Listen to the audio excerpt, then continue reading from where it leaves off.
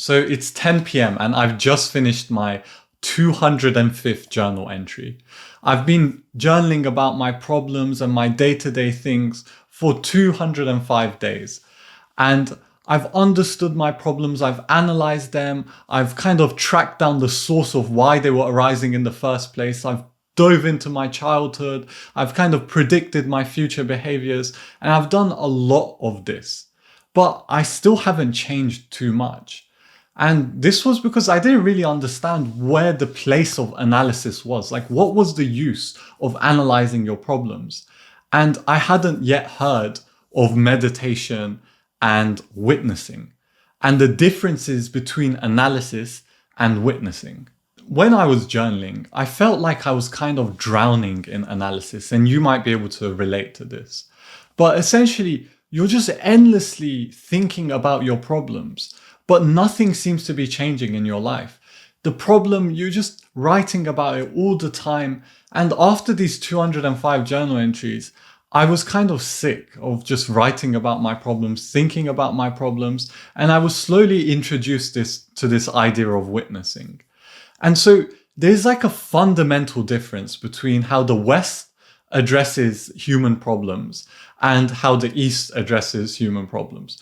And so it's like meditation and psychoanalysis are like the two separate like things in the West and the East. And obviously there's a lot of variation, but essentially the West is focused on analysis and the East is focused on witnessing, or at least it was. I'm not sure how it is now. But essentially, when a human has a problem, there's two ways that the East and the West differentiate. And it's the first premise that is kind of the foundation for the whole philosophy between the East and the West. And the West says that all problems should be taken seriously. And the East says that problems shouldn't be taken seriously. No human problem should be taken seriously. And so these are two fundamentally different ideas. And I'm going to explain like how they kind of branch into their own philosophies. But if you kind of take the philosophy, like the Western philosophy, so that every problem should be like treated seriously with analysis and kind of with understanding, you go down the route of psychoanalysis, you go down into understanding the past and understanding the future. However, the Eastern perspective is that you might have a problem, but that problem isn't serious in the sense where it's only happening because you identify with the problem. And this is a key distinction. The East says that all of your problems can kind of be slipped out of, like how a snake would shed its own skin. That you are not the problems themselves. And by witnessing, you can kind of detach yourself from the problems. And the East essentially takes it to this extreme way. It's like every single problem has the same like lock essentially, or you can unlock every single problem with the same key. And that key is from detaching, unidentifying with the problem and witnessing the problem. And this is like a master key that unlocks every single problem, any problem that you might face, because they're all just appearances in consciousness. But the West has a different kind of paradigm where it's every single problem needs a unique analysis and a unique solution to understand the root of it, to predict its future behaviors, to really get down to the nitty-gritty. But the East again combats this by kind of saying like, you can never know the future. The future by definition is pure uncertainty. You can never know the future and you need not worry about it. And the past in the same way. The past is something that is completely dead. It no longer changes. It doesn't really exist apart from as a figment of your imagination in a sense. Your memory kind of serves as a reminder of the past. But all of your memories happen in the present moment.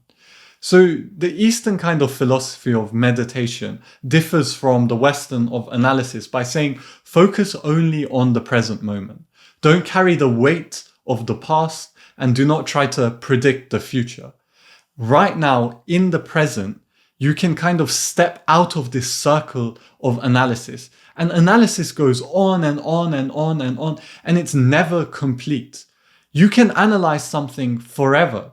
There is no concrete end or beginning to anything.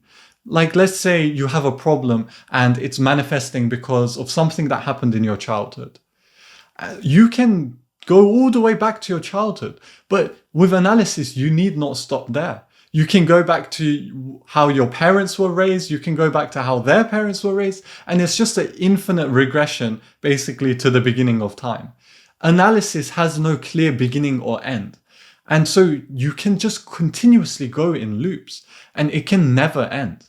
But with witnessing, there is a very real end to this. And I don't know if you understand the concept of enlightenment, but essentially that could be the end of it. But even if we don't have to take it to that extreme, but just even the act of detaching just simply in your day-to-day life, in letting go, it's kind of a complete act in of itself. You're slowly kind of chipping away at the fundamental emotions that keep that problem or that memory or whatever it may be intact. By kind of understanding that you are not the problems, you become kind of free of all the problems. It stops being about, oh, I have so many problems.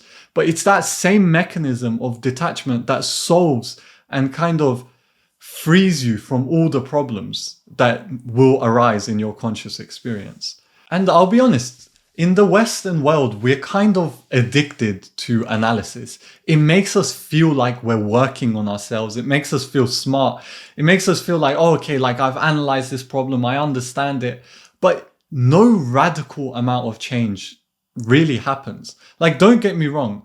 Therapy, psychoanalysis, all of these things do result in very real change, and it results in very real progress for people. But it's usually nothing radical. And there's a reason for that, because analysis can't solve all of your problems. It's a partial solution. And raising your awareness is kind of a more complete solution. But there is some caveats to this, and you might be thinking, no, therapy's really helped me, or I've seen so many different transformations, and it's really true. So at the start, especially if your mind is kind of messed up from previous experiences and you feel a bit too overwhelmed, you can't just go to someone like that and be like, oh, just detach from your emotions, or detach from those feelings. Nothing is real. You have no problems. You can't just gaslight someone into thinking they have no problems. I mean, maybe you could, but it's probably not recommended. And at that point, analysis kind of has a role to play, where if you think of any problem that can be solved through analysis, it can be also solved through perception and awareness. These two concepts are really linked. And what analysis kind of does is it breaks down problems into chunks that are more easily digestible for your awareness. So from the get-go, someone who's had some traumatic experiences, they can't just take a step back and detach from their traumatic experiences. That's a very difficult thing to do. And detachment is a difficult thing to do, especially for people like us who raised in the Western world, who have just kind of seen this as commonplace. Nobody, as kids, at least for me, nobody is teaching you how to detach and what detachment means.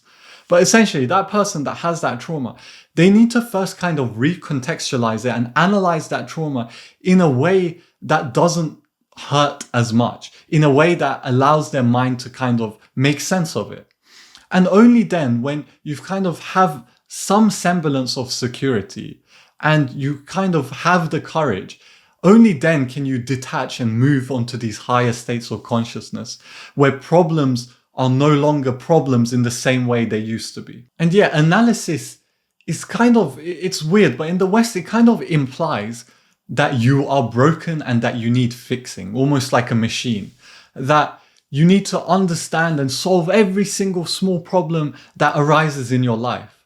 But witnessing and kind of the Eastern methodology of meditation and letting go is recognizing that you were never broken in the first place. There was nothing broken about you. You watching this right now, are perfect in your being. And it's only through being kind of exposed to these problems and this guilt and this societal, like collective unconscious shame, that we've understood ourselves to be broken and that there is something wrong with us. But as you meditate more, as you understand and cultivate this compassion more and more, you'll realize you are perfect. There's nothing that you should change about yourself or nothing you should fix. You kind of, like, the only thing to do is just to recognize what you already are, which is just love. And again, if you're coming from a Western perspective, this can probably seem like, oh my God, like, what is this? Like, what do you mean I have nothing to change? Like, I need to work harder. Like, if I don't work, I don't deserve to be loved, etc. Like, there's a lot of these feelings that are kind of buried within our minds. But these are things that will unravel slowly as you meditate. And if you'd like, I can make a video on why you don't need to suffer to deserve success or to deserve happiness. But it's a very common paradigm that's held among the Western world. But yeah, that's pretty much what I wanted to talk about in this video. Hopefully this helped. Hopefully this shed a bit of light on this topic that I don't really see anyone talk about as much. But yeah, just this contrast between witnessing and analyzing, and where each of their roles, where each of them come into play. But again, there's so much more to talk about this topic. This video is kind of just a glimpse at the nature of these two ideas. There's still a lot more benefit to analysis and a lot more to say about witnessing as well. But hopefully, yeah, this video gave you like a small glimpse into those ideas. But yeah, thanks for watching and take care.